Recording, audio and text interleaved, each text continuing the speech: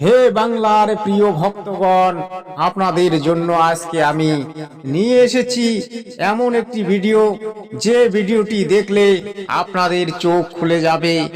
আপনারা শ্রীকৃষ্ণকে ভগবান মানছেন, ব্রহ্মা বিষ্ণুকে ভগবান মানছেন, দেবদেবীর পূজা করছেন, কিন্তু সুপ্রিম গডকে সে বিষয়ে অনেকের জানা নেই। আজ দীনকৃষ্ণ ঠাকুর এবং জগৎগুরু তত্ত্বদর্শী সন্ত রামপাল মহারাজের মধ্যে একটি বিরাট জ্ঞান চর্চা হবে। সেখানে প্রমাণিত হবে প্রকৃত ভগবানকে বা সুপ্রিম গডকে। এই ভিডিওটি আপনারা শেষ পর্যন্ত দেখবেন এবং ভিডিও শেষে সুন্দর করে একটা কমেন্ট পাঠাবেন যে আপনাদের রায় সর্বোপরি, কারণ এই রায়ের জন্য আমি ভিডিও প্রস্তুত করি আর আপনাদেরকে সত্য দেখানোর জন্যই আমার এই চ্যানেল আমি চালাই। আমার উদ্দেশ্য মহৎ, তাই আপনাদের মতামত আমাকে জানতে হবে। সৎ সাহেব মায়েরা, কটা ভগবান? ভগবানের নাম বলুন তো। কৃষ্ণ ভগবান। ভগবান কটা? একটাই ভগবান। কিন্তু ভাগবতে লেখা আছে 24টা ভগবান। এটা আমার মুখের কথা না, ভাগবতের কথা। মানব শরীর প্রাপ্ত করেও আমরা যদি মোক্ষ লাভ বা মুক্তি প্রাপ্তি না করি তো বড় ভুল হয়ে যায় জীবাত্মার। এর সর্বদা ভয় একটি লেগেই রয়েছে যে যদি সবাই ওই স্থানটির সন্ধান পেয়ে যায় তাহলে এখানে তো আর কেউ থাকে না। পরমাত্মার বিষয়ে বেদে তো সশরীর লেখা আছে, নর আকার লেখা আছে। ওই পরমাত্মা উপরের লোকগুলির মধ্যে থাকেন আর ওখানে রাজার মতো সিংহাসনের উপর বিরাজিত রয়েছেন। ভাগবতে লেখা আছে 24টা ভগবান। কেউ কেউ 26টা ভগবান বলছে, কেউ কেউ 25টা ভগবান বলছে। এবার আপনি কি করে বলবেন কোন ভগবান অরিজিনাল ভগবান? বারোমুখী ওই বল্লভাচার্যজিকে বলছেন, আপনি বললেন ভগবানকে দান করুন, ঠিক আছে আমি ভগবানকে দান করব, আপনি আগে ডিসাইড করুন অরিজিনাল ভগবানকে। বলে অরিজিনাল ভগবান কৃষ্ণ, অরিজিনাল ভগবান হচ্ছে কৃষ্ণ, অরিজিনাল ভগবান কৃষ্ণ। সুন্দর শরীর আছে নর আকারের, তাহলে এই দাস রামপাল দাস বিশের মধ্যে আজকের দিন ওই পরমাত্মার কমপ্লিট আধ্যাত্মিক জ্ঞান নিয়ে এসেছে ওই কবির পরমাত্মারই দেওয়া।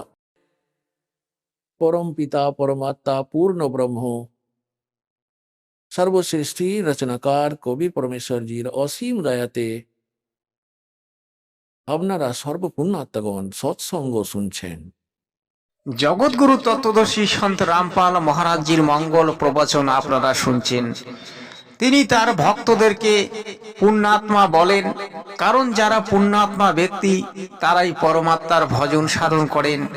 আর যারা এখানকার ভজন সাধন করেন অর্থাৎ কৃষ্ণ, শিব, ব্রহ্মা, বিষ্ণু, মহেশ, কালী, মাসান, শ্মশান, তারা কিন্তু এই লোকেরই ভজনা করেন, তারা মোক্ষ লাভের সাধন ভজন করেন না।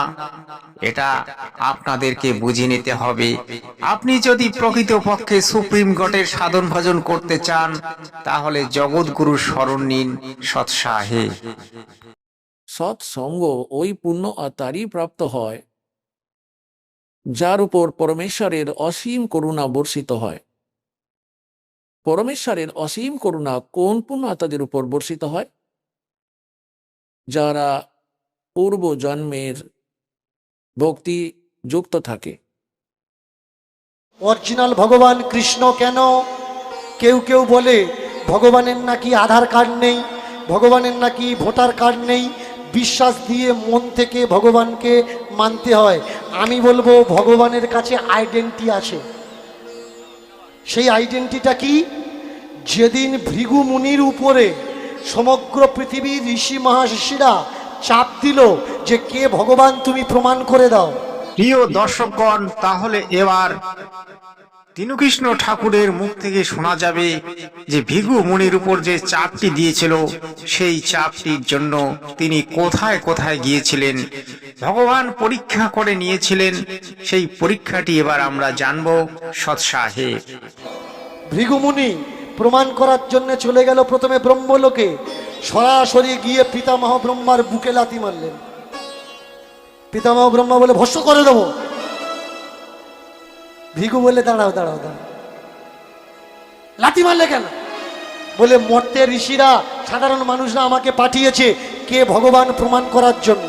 আপনার বুকে লাথি মেরে দেখলাম আপনার রাগ আছে কিনা। জন্মের শুভ সংস্কারের আধারে প্রাপ্ত হয়ে থাকে, অন্যটি টার্ন ওয়াইজ হয়ে যায়। একটি বিধান আছে প্রভুর, পরমাত্মার, যে প্রত্যেক জীবাত্মাকে 84 লক্ষ প্রকারের প্রাণীদের জীবনগুলির মধ্যে একটি পুরো চক্র লাগানোর পর একটি মানব শরীর অবশ্য প্রাপ্ত হয়ে যায়। রাগ থাকবে না সেই ভগবান। অক্রোধ ভগবান প্রথম স্বরূপ, যার ভিতরে রাগ নেই, প্রথম রূপ তিনি ভগবান। পিতামহ বললে, ব্রহ্মা বললেন, এই বুঝতে পারিনি, এক কাজ কর আর একবার মার বাবা। বললে একবারে প্রমাণ পাওয়া হয়ে গেছে, দ্বিতীয়বার আর নাটক করা লাগবে না। এবার পিতামহ ব্রহ্মা চলেছে পেছনে পেছনে, যে কে ভগবান তাহলে দেখি। চলল কোথায়? শিবলোকে। আর যে ওই পবিত্র 4টি বেদ রয়েছে, ওইগুলি ভগবান প্রদত্ত, কবির ভগবান প্রদত্ত, কবির ভগবানের পাঠিয়ে দেওয়া আধ্যাত্মিক জ্ঞান ওইগুলি। এই কাল পঞ্চম বেদ দিকে বিনষ্ট করে দিয়েছিল, যেটিকে সূক্ষ্ম বেদ বলা হয়, যেটিতে এই আসল তত্ত্বজ্ঞানটি রয়েছে। সেটির অভাব পূরণ করার জন্য, যেটি অভাবে আমরা এখানে খুঁজে বেড়াই হন্য হয়ে, সেটি পূর্ণ করার জন্য পরমাত্মা স্বয়ংই চলে আসেন। শিব লাথি খেলো, লাথি খাওয়ার পরে সেও 3 নাম্বার চোখটা খুলে বসে বললে, শান্ত হও জগদীশ্বর জগৎপতি পশুরাজ, শান্ত হও পশুপতি, শান্ত হও। বলে লাথি মারলি কেন? বলে ভগবান কিনা চেক করার জন্য। ব্রহ্মা বললে, আমিও ওই জ্বালায় ঘুরছি। শিব বললে, তাহলে বাবা আর একবার মার। বললে এখন আর হবে না। শিব বলছে, তাহলে চল দেখি কে ভগবান, তোদের পিছনে পিছনে আমিও যাই। পরমাত্মাকে তো আজকের দিন পর্যন্ত যত সমস্ত ঋষি মহর্ষি, যত সমস্ত সদ্গ্রন্থ আছে, যত সমস্ত ঋষি মহাঋষি ছিলেন, ওনারা সবাই নিরাকার বলেছেন, যে ওনার কোনো আকৃতি নেই। আর যত সমস্ত ধর্মগ্রন্থ আছে তাতে তো পরমাত্মাকে সাকার বলা হয়েছে, নর আকার বলা হয়েছে, সশরীর বলা হয়েছে, তার নাম কবির বলা হয়েছে। চলে এসছে বিষ্ণু লোকে। বিষ্ণু নিদ্রায় মোহিত ছিলেন। ভৃগুমুনি কোনো দিকে না তাকিয়ে সরাসরি গিয়ে বুকে লাথি মারলেন। ঘুমন্ত অবস্থায় দুটো পাকে চেপে ধরলেন বিষ্ণু, ধরে বললে, ভৃগু দেবর্ষি।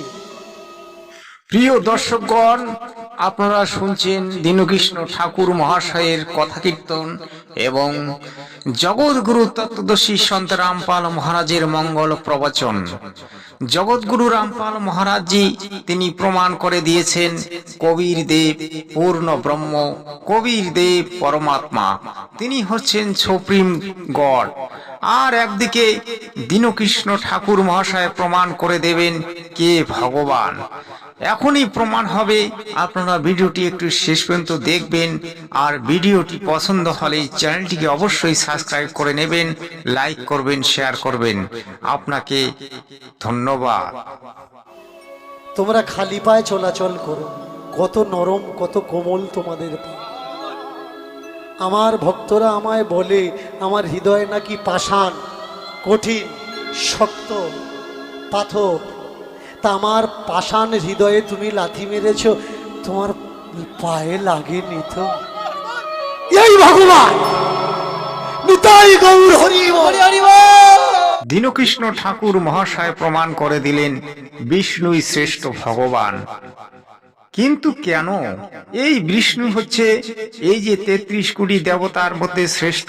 তার উপরে আছেন মাতা দুর্গা এবং তার উপরে আছেন ব্রহ্ম, যার নাম হচ্ছে জ্যোতি নিরঞ্জন।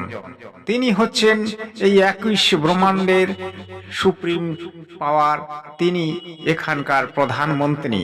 আর এই যে ব্রহ্মা বিষ্ণু মহেশ্বর এগুলি মুখ্যমন্ত্রী, আর এই যে বাকি দেব দেবী এগুলি তো কর্মচারী।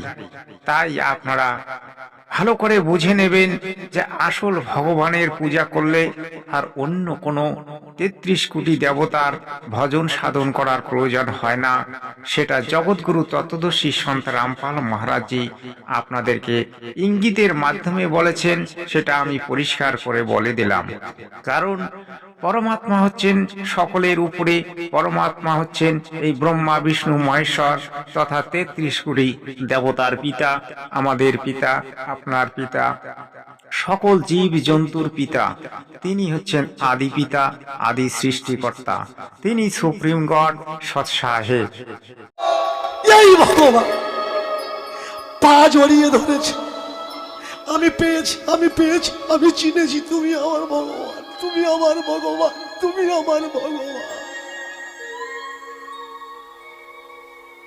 বুঝলাম না ব্যাপারটা। পৃথিবী লোক থেকে সাধু সন্ত মহাত্মারা আমাকে পাঠিয়েছিল। দর্শকগণ, আপনারা জানলেন দীনকৃষ্ণ ঠাকুর মহাশয় বললেন বিষ্ণু ভগবান। এই বিষ্ণু ভগবান এবং ব্রহ্মা শিব ৩ লোকের স্বামী, স্বর্গমত্ত পাতাল। এই পাতালের এরা মুখ্যমন্ত্রী, তাই এখানকার ভগবান। যেমন ধরুন আমাদের পশ্চিমবঙ্গের মুখ্যমন্ত্রী আছে এবং দিল্লিতে আছে প্রধানমন্ত্রী, তার উপরে আছে রাষ্ট্রপতি, সেই রকম ভগবানেরও স্তর আছে এবং দেবদেবীদেরও স্তর আছে। তারা এক একটা কর্ম বিভাগের মালিক এবং সেই কর্মটিকে তারা সম্পাদন করেন।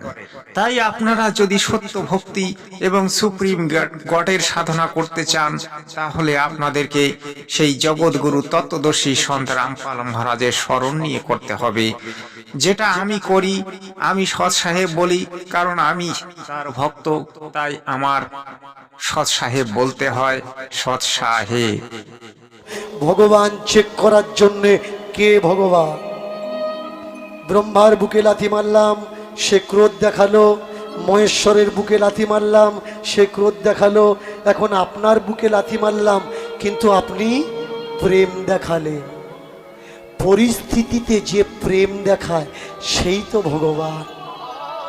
দর্শকগণ, এই ব্রহ্মা বিষ্ণু মহেশ্বর হচ্ছে ৩ গুণের অধিকারী, সত্য রজ তম। এই ত্রিদেবের যে ভক্তি করবে সে জীবনে কোনোদিন মুক্তি পাবে না। সে ৩ গুণের মধ্যে থাকবে, সত্য রজ তম। সত্য গুণ হচ্ছে মায়া, আর রজগুণ হচ্ছে কামনা বাসনা, আর তমগুণ হচ্ছে সেই অন্ধকার, যাকে আপনি বলতে পারেন অজ্ঞানতা। এই অজ্ঞানতা আর কামনা বাসনা আর মায়ার মধ্যে থেকে আপনি এখানেই গড়াগড়ি খাবেন, কিন্তু কোনোদিন সত্য ভক্তি পাবেন না, কোনোদিন মুক্তি পাবেন না, কোনোদিন সঠিক শাস্ত্র জ্ঞানও আপনি জানতে পারবেন না, কারণ আপনাকে এরা ভ্রমিত করে রেখে দেয়। তাই আমাদের বেদ শাস্ত্র বলছে যে আপনারা এই ত্রিদেবের ৩৩ কোটি দেবতার ভজনা নয়, তারা হচ্ছে সাধনার যোগ্য, তারা পূজার যোগ্য নয়, তারা হচ্ছে সাধনার যোগ্য। কিন্তু আপনারা কেন করছেন? কারণ আপনাদেরকে উল্টা পাঠ পড়াচ্ছে এই ভণ্ড গুরুরা, এই ভণ্ড কীর্তনীয়রা। তাদের থেকে দূরে সরবেন। আজ দীনকৃষ্ণ ঠাকুর মহাশয় কিছু কিছু তত্ত্ব তুলে ধরেন, কিন্তু তিনিও কিছু গোপন রাখেন, যেটা আমি তার কাছ থেকে জানতে পেরেছি। এবং তিনি অনেক সময় সেই তত্ত্বগুলি বলতে চান না, তিনি পরমাত্মার কথা বলতে চান না, কারণ তার ব্যবসাটি বন্ধ হয়ে যাবে। তাই আপামর জনতার কাছে অনুরোধ যে আপনারা সত্য ভক্তি করুন, সত্য ভক্তি জানুন। শান্তিবার্তা চ্যানেলটিকে সর্বদা ফলো করুন, সত্য আপনারা জানতে পারবেন। সৎ সাহেব।